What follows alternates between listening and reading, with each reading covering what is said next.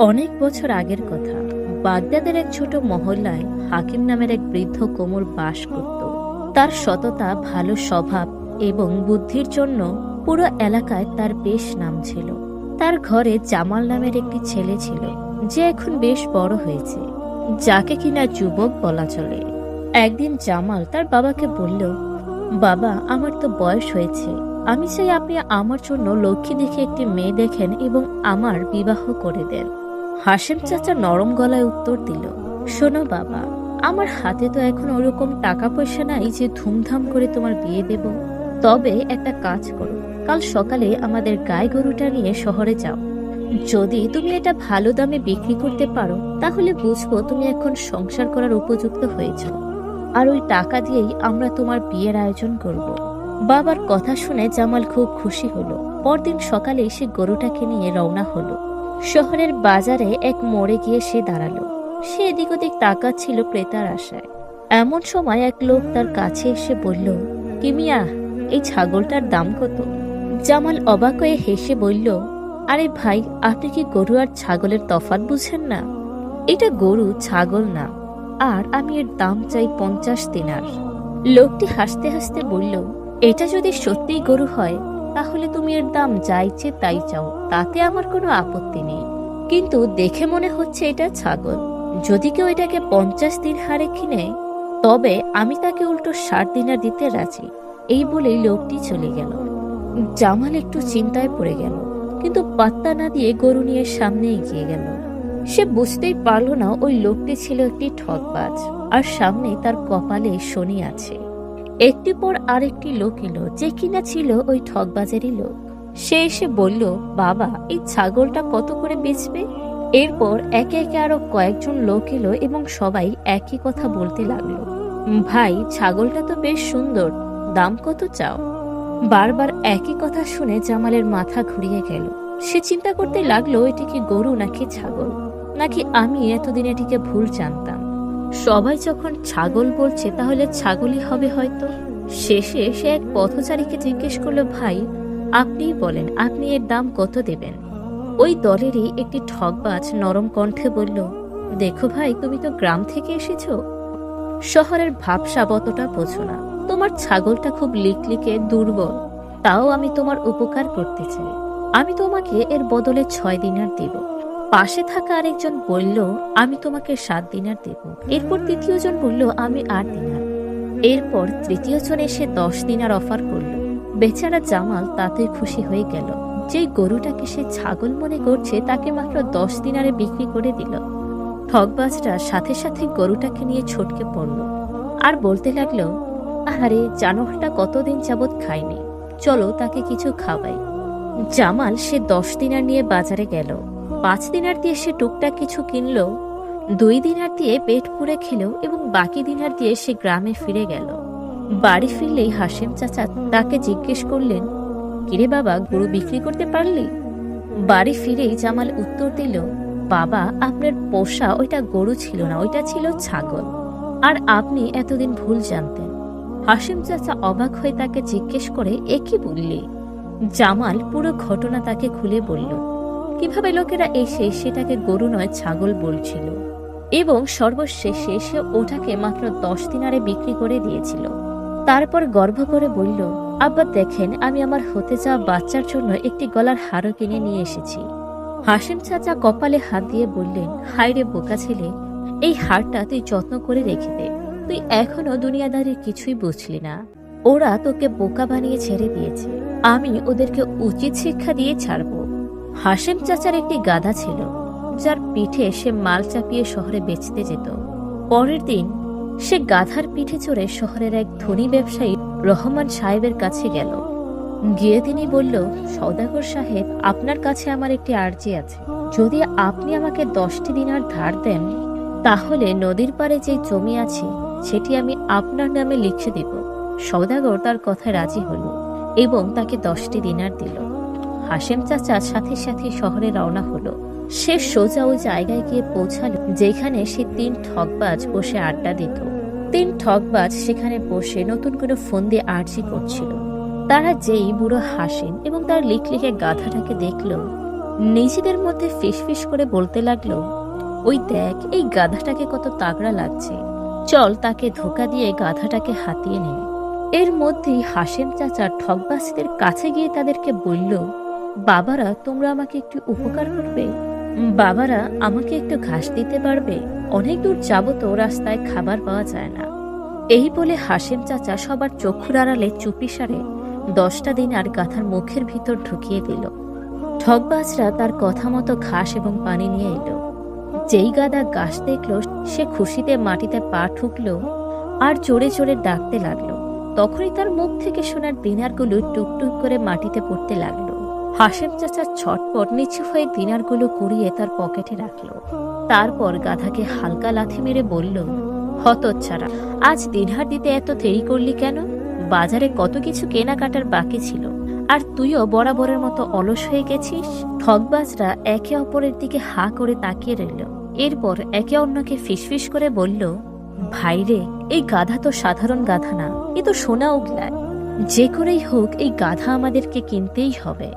সবাই হাসেম চাচার চারপাশে ভিড় করে বলল, চাচা, আপনার যা খুশি আপনি গ্রামে নিয়ে যান, আপনার যা ইচ্ছে তাই কিনুন, কিন্তু দয়া করে এই গাধাটি আমাদেরকে দিয়ে যান, আমরা এর ভালো দাম দিব।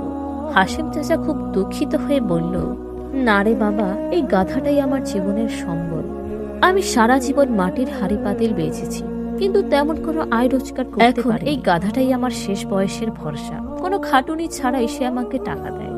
ঠকবাজরাও নাছর বান্দা, তারা নিজেদের মধ্যে সলা পরামর্শ করে শেষমেশ 1000 দিনহারের পরিবর্তে গাধাটিকে কিনল। সৌদা পাকা হলো, গাধা তাদেরকে দিয়ে দেওয়া হলো। হাসেম চাচা টাকার থলি নিয়ে হাঁটা শুরু করলো। যেতে যেতে সে বলল, শোনো, একটি উপদেশ দিয়ে যাই, গাধাটাকে একটি অন্ধকার রুমে বন্ধ রাখবে, যার সামনে আলো বাতাস ঢুকে না। এর সামনে একটি পাত্রে 5 মণ জব, 1 কলসি পানি আর কিছু চিনির মিঠাই রেখে দরজা বন্ধ করে দিবি, আর পাক্কা 30 দিন পর খুলবি। দেখবি তোরা টাকার পাহাড়ে ভাসছিস। ঠকবাজরা লোভে পড়ে তার কথাই বিশ্বাস করলো। 30 দিন পর তারা দরজা খুললে দেখলো দরজা জ্যাম হয়ে আছে। সবাই খুশিতে নেচে উঠল। আরে, মনে হয় এতগুলো সোনা হয়েছে যে দরজায় আটকে গেছে। অনেক কষ্টে দরজা ভেঙে ভিতরে উকি দিতেই সবার চোখ কপালে উঠে গেল। গাধা মরে ভূত হয়ে পড়ে আছে, না কোনো সোনা, না কোনো দিনহার, শুধু খালি পাত্র আর পচা জল। তাদের মধ্যে একজন চিৎকার করে বলে উঠল, সর্বনাশ, আমাদেরকে ধোঁকা দেওয়া হয়েছে, ওই বুড়ো আমাদেরকে পথে বসিয়েছে। সবাই রাগে ফেটে গিয়ে বলল, চলো আজ ওই বুড়োকে জ্যান্ত কবর দিব।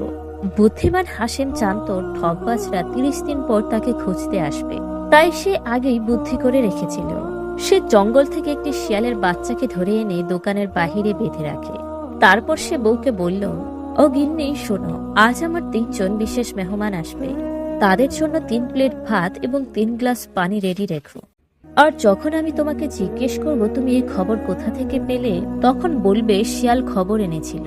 কিছুক্ষণ পরই সেই ঠকবাজরা এসে হাজির। তারা দেখলো হাসিম চাচা খুব শান্তিতে তার দোকানে বসে আছে। দোকানের বাহিরে একটি শিয়াল বাঁধা। তারা থমকে গেল, ভাবলো এই শিয়ালের মধ্যে নিশ্চয়ই কোনো কারসাজি আছে। তারা হাসিমকে সালাম দিল। হাসিম হেসে বলল, আসুন আসুন, মেহমান খানায় বসুন। তারা বলল, না চাচা, আমরা আপনাদেরকে কষ্ট দিতে চাই না। হাসিম বলল, আরে কি যে বলেন, মেহমান হলো আল্লাহর দান। আমি বাসায় খবর পাঠাচ্ছি যাতে খাবারের আয়োজন করা হয়।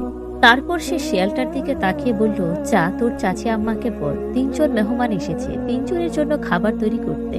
শিয়াল ছাড়া পেয়ে দৌড়ে ছোপের আড়ালে পালালো। ঠকবাজরা তো অবাক।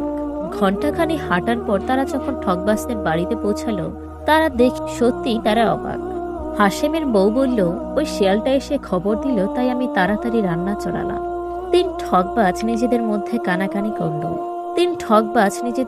কানাকানি করলো, ভাই, এই শিয়ালটাও তো কাজের জিনিস, আমাদেরকে এইটাও কিনে নেওয়া উচিত। খাওয়ার পর হাসেম নিজেই কথা বাড়ালো, গাধার কথাটা নিয়ে আর কি বলবো, সেটা তো পুরনো কাহিনী। এক ঠকবাজ বলল, চাচা, পিছনের কথা বাদ দেন, আমরা আপনার কাছে আর কিছুই চাইব না, শুধু আমাদেরকে এই জাদুকরি শিয়ালটা দিয়ে দিন। হাসেম মুচকি হেসে বলল, তোমরা যখন এতই জোর করছো তাহলে আর না করে পারছি না, তবে এর দাম কিন্তু কম না, অন্তত 100 দিনার লাগবে। 3 জন খুশি হয়ে তাকে দিনার দিয়ে দিল আর কাল্পনিক শিয়ালটাকে খুঁজবে বলে বের হয়ে গেল। যাওয়ার আগে হাসেম তাকে বুঝিয়ে দিল কিভাবে শিয়ালটাকে ব্যবহার করতে হয়। তারা বাড়ি ফিরে বউদেরকে বলল, শিয়াল যখন খবর নিয়ে আসবে তখন যা যা বললাম তাই করবে। পরের দিন তারা কাজের ফাঁকে একটি বুনো শিয়ালকে ধাওয়া করে বাড়ির পাঠানোর চেষ্টা করলো, কিন্তু সন্ধ্যায় বাড়ি ফিরে দেখলো না খাবার তৈরি না বউরা কিছু জানে। এক বউ ছাড়ি দিয়ে বলল, শিয়ালে আবার খবর দেয় কবে থেকে? তোমার কি মাথা খারাপ হয়েছে? এখন ওই তিনজন বুঝলো তারা আবারও ধরা খেয়েছে। রাগে তাদের গা জ্বলে উঠছিল। তারা প্রতিজ্ঞা করলো ওই বুড়ো হাসেমের সব হিসাব আজ চুকিয়েই ছাড়বে। ঠকবাজরা আবারও হাসেমের কাছে যেয়ে তাকে বেধড়ক মারধর করলো এবং তাকে একটি বস্তায় বেঁধে নদীতে ফেলার জন্য নিয়ে গেল। যেতে যেতে তারা খুব ক্লান্ত হয়ে পড়ল, তাই একটা গাছের নিচে বস্তাটা রেখে বিশ্রাম নিতে বসলো। ঠিক সেই সময় কালাম নামের একটি রাখাল বকরির পাল নিয়ে সেখান দিয়ে যাচ্ছে। সে বস্তার ভিতর থেকে গোঙানির আওয়াজ পেল। চমকে গিয়ে আস্তে করে জিজ্ঞেস করলো। হাসেম চাচা সুযোগ বুঝে আর্তনাদ করে বলল, ভাইরে, আমি এক গরিব রাখাল। খলিফার মেয়ে ঘোষণা করেছে সে এক রাখালকে বিয়ে করবে। এখন খলিফার পেয়ালা দ্বারা আমাকে জোর করে নিয়ে যাচ্ছে বিয়ে করার জন্য, কিন্তু আমি তো সাধারণ মানুষ, আমি রাজপ্রাসাদে থাকবো কেমনে? কালাম খুশি হয়ে বলল, বাহ, তুমি কত ভাগ্যবান, খলিফার মেয়ে তোমাকে বিয়ে করবে আর তুমি না করছো। কাশেম দুঃখী গলায় বলল, না ভাই, আমার ভয় লাগে। প্রাসাদের নিয়ম কানুন আমি পারবো না, আমার স্বাধীন জীবনই ভালো। কালাম লোভে পড়ে গেল। ইস, আমার কপালে যদি এই সুযোগ থাকতো, আমি তো এক পাই খাড়া। কাশেম বলল, তাহলে এক কাজ করো, আমার জায়গায় তুমি চলে যাও, বস্তার মুখ খুলো এবং আমাকে বের করো, আর তুমি ভিতরে ঢুকে পড়ো। কালাম রাজি হয়ে গেল। সে বস্তা খুলে হাসেমকে বের করলো এবং নিজে বস্তার ভিতরে ঢুকে পড়ল। হাসেম তাড়াতাড়ি বস্তার মুখ বাঁধলো, বকরির ধরি ধরলো এবং তাড়াতাড়ি বাড়ির দিকে রওনা দিল। কিছুক্ষণ পর ঠকবাজরা বিশ্রাম শেষ করে বস্তাটাকে ধরে নদীতে ফেলে দিল। বস্তা পানিতে তলিয়ে গেল আর তারা খুশি হয়ে বলল, যাক বাবা, আপদ বিদায় হলো। শহরের দিকে ফেরার পথে তারা দেখল সামনে থেকে হাসেম চাচা আসছেন আর তার সাথে বিশাল একটি বকরির পাল, যা দেখে তাদের চোখ তো ছানা পড়া। এক ঠকবাজ চেঁচিয়ে উঠল, এই বুড়ো পানিতে ডুবেও বেঁচে আসলো কিভাবে? হাসেম মুচকি হেসে বলল, তোমরা আমাকে নদীতে ফেলে দিলে নদীর স্রোত আমাকে এক জাদুকরী রাজ্যে নিয়ে গেল। সেখানে এক দয়ালু জিন সর্দার আমাকে দেখে দয়া করলেন এবং এই বকরিগুলো উপহার হিসেবে দিলেন। ঠকবাজরা লোভে চকচক করে উঠল। তারা বলল, চাচা, আমরা গেলে কি পাবো? হাসেম বলল, কেন পাবে না?